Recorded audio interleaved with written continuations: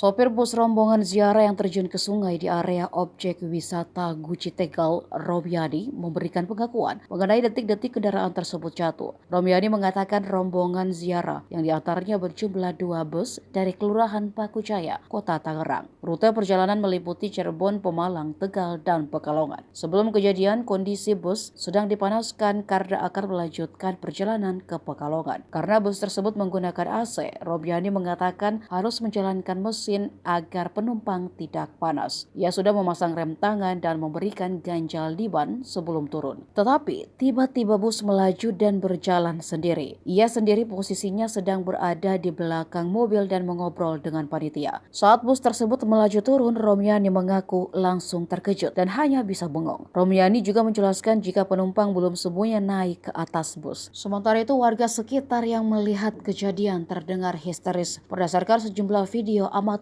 yang beredar di media sosial. Jatuh ke sungai itu gimana Pak ceritanya? Mobil lagi posisi di parkir,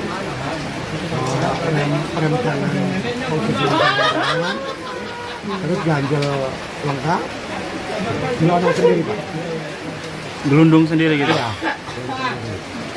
Saya lagi habis ngobrol sama panitia, mau melanjutkan perjalanan ke Pekalongan, rencananya seperti itu.